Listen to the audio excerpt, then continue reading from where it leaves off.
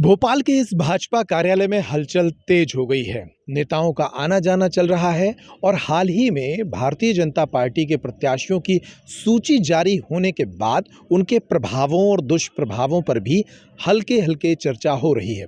कुछ देर पहले भोपाल के इसी भाजपा कार्यालय से प्रदेश अध्यक्ष बीडी शर्मा ने मीडिया को संबोधित किया है और अपनी सूचियों पर भारतीय जनता पार्टी के तर्क रखे हैं। लेकिन इन सूचियों के जारी होने के बाद प्रदेश भर में क्या माहौल है, इस बुलेटिन में हम देखेंगे।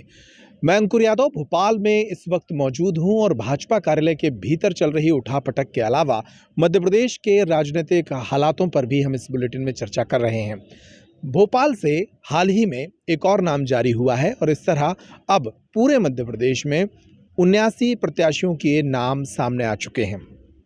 13 अगस्त को भाजपा ने पहली सूची जारी की थी जिसमें तकरीबन 39 प्रत्याशियों के नाम सामने आए थे और 25 सितंबर को यानी कि कल दूसरी सूची जारी हुई थी जिसमें 39 प्रत्याशियों के नाम सामने आए थे और आज एक और प्रत्याशी अमरवाड़ा से मोनिका बट्टी का नाम सामने आया है जो कि अनुसूचित जनजाति की सीट है। तो इस तरह से 79 प्रत्याशियों के नाम अब तक मध्य प्रदेश में भारतीय जनता पार्टी घोषित कर चुकी है।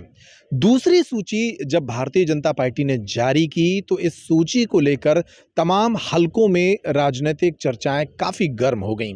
पहली दफा इस चुनाव में भाजपा कुछ ऐसे काम कर रही है जिसे वो तो मास्टर स्ट्रोक कह रही है, लेकिन जनता और कांग्रेस इस पर कई तरह से सोच रहे हैं। जैसे दूसरी सूची में भारतीय जनता पार्टी ने 5 सांसदों को मैदान में उतारा, 3 मंत्रियों को मैदान में उतारा, सिंधिया के भी 3 करीबियों को अब तक मौका मिल चुका है। कांग्रेस कह रही है कि अब भाजपा अपनी तोपों से तमंचों का काम ले रही है। कई मायने में ये सूची काफी चर्चा में है। नरेंद्र सिंह तोमर का चुनाव लड़ना चर्चा में है, इंदौर से कैलाश विजयवर्गीय का मैदान में उतरना चर्चा में है, फग्गन सिंह कुलस्ते, प्रहलाद पटेल, राकेश सिंह, सीधी से रीति पाठक, ऐसे कई सांसदों का मैदान में उतरना चर्चा में बना हुआ है। ये नाम जब सामने आए तो इन इलाकों में वे नेता जो भारतीय जनता पार्टी से विधायक बनने का सपना देख रहे थे और लगातार 5 वर्षों से काम कर रहे थे, वे खौल उठे हैं। खौलने की खबरें पूरे मध्य प्रदेश के कई इलाकों से सामने आ रही हैं। इस बुलेटिन में हम बात करेंगे उन 2 महत्वपूर्ण स्थानों की जहां पर विरोध शुरू हो गया है। पहले बात करते हैं सतना की।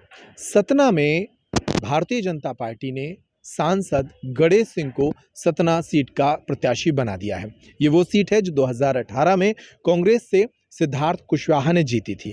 गणेश सिंह पहले ही सतना में काफ़ी पावरफुल नेता हुआ करते थे। वो सांसद के तौर पर भी इन तमाम 7 विधानसभा क्षेत्रों को काफ़ी प्रभावित कर रहे थे, लेकिन अब वे विधायक भी बनेंगे, विधायक भी चुने जाएंगे, इसलिए भाजपा ने उन्हें टिकट दे दी है। उनके टिकट मिलने के बाद सतना में विरोध की शुरुआत हो गई है। यहाँ रत्नाकर चतुर्वेदी भाजपा के एक नेता जो जिले के उपाध्यक्ष भी रहे हैं भाजपा से और सहकारी बैंक के अध्यक्ष भी रहे हैं, उन्होंने मोर्चा खोल दिया है। मोर्चा कैसे खोला? उन्होंने एक वीडियो जारी कर कहा कि जिस तरीके से सतना से प्रत्याशी की घोषणा हुई है वो कार्यकर्ताओं का नुकसान है, भाजपा को निष्ठावान कार्यकर्ताओं की ज़रूरत नहीं है। एक तरह से उन्होंने इस वीडियो के साथ भाजपा से नमस्ते कर ली है और नमस्ते करने के साथ साथ ये मैसेज भी दिया है कि वो निर्दलीय चुनाव लड़ने वाले हैं। सबसे पहले यहाँ रत्नाकर चतुर्वेदी का ये वीडियो आप देख लीजिए। बोलिए गणेश भगवान की जय। मैं अपने जनता जनार्दन से पूछना चाहता हूँ कि जब कोरोना का समय था तब पर भी तो ये नेता यहीं थे। क्या कोई नेता अपने घर से बाहर निकलता था? क्या कोई नेता अपने माँ बाप बेटे को छोड़कर बाहर निकलता था? मैं अपनी वाहवाही नहीं बता रहा, लेकिन मैं ये इसलिए कह रहा हूँ कि इस तरह में कौन किसकी मदद करेगा। पार्टी आज आप देख रहे हैं कि मनमानी कर रही है। क्या सांसद जी कोरोना के समय नहीं निकल सकते थे? कोरोना के समय भी तो वो मदद कर सकते थे, लेकिन कोई भी बड़ा नेता शहर में नहीं दिखा। समान आदमी, समान परिवार के आदमी कोरोना में मदद किए, गरीबों की मदद किए और आज उसका फल मुझे पार्टी ने बहुत अच्छा दिया। मैं पार्टी को तहे दिल से धन्यवाद देता हूं, लेकिन मैं सतना विधानसभा की जनता की ताकत बनकर और उनसे चर्चा करके और उनसे आदेश लेके, और अगर मुझे ऐसा लगता है कि सतना की जनता मुझे आशीर्वाद देगी तो मैं निश्चित निर्दलीय चुनाव लड़ूंगा। बाकी गणेश भगवान जैसा चाहेंगे वैसा होगा। बोलिए गणेश भगवान की जय। तो ये रत्नाकर चतुर्वेदी थे जो साफ तौर पर इशारा कर रहे हैं कि वो बागी होंगे और जनता से पूछने की बात कह रहे हैं कि वो निर्दलीय चुनाव लड़ सकते हैं। अब चलते हैं सीधी की तरफ।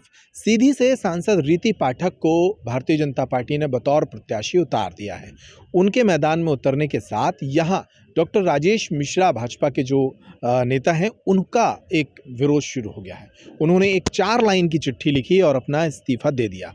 वो भाजपा के प्रदेश कार्य समिति के सदस्य थे और उन्होंने भी इस्तीफा दे दिया है और इसे पार्टी की मनमानी कहा है। प्रदेश कार्य समिति से इस्तीफा देने के साथ साथ उन्होंने लगभग ये भी एक इशारा दिया है अपने समर्थकों को, कार्यकर्ताओं को, कि शायद वे चुनाव लड़ सकते हैं। तो सीधी में भी काफ़ी मुश्किलें खड़ी हो सकती हैं। तीसरी खबर मध्य प्रदेश के छतरपुर से आ रही है, जहां राजनगर विधानसभा सीट पर अरविंद पटेरिया को प्रत्याशी बना दिया है और यहां पर जो लोग पार्टी से टिकट मांग रहे थे उनमें पूर्व जिलाध्यक्ष डॉक्टर घासीराम पटेल हों या पूर्व विधायक विजय बहादुर सिंह हों और भी स्थानीय जो नेता हैं वो उनके नाम यहां से चल रहे थे। हालांकि खुलकर अभी यहां कोई विरोध नहीं कर रहा है, लेकिन अंदरूनी स्तर पर विरोध की सुगबुगाहट यहां भी शुरू हो गई है। तो कुल मिलाकर अभी इन सूचियों के सामने आने के बाद कुछ स्थानों पर विरोध की सुगबुगाहट शुरू हुई है और कुछ स्थानों पर विरोध शुरू होने वाला है, ऐसे अंदेशे और ऐसी आशंकाएं भी सामने आ रही हैं। अब भाजपा के इस भोपाल कार्यालय में बैठने वाले पार्टी के चाणक्य और दिग्गज इन विरोधों को समेटने की कोशिश कर रहे हैं। बीडी शर्मा ने अभी हाल ही में मीडिया को यहां संबोधित किया और कहा कि इन सूचियों के साथ पार्टी बहुत ताकत के साथ मैदान में उतरेगी और वो एक बार फिर प्रदेश में सरकार बनाएंगे।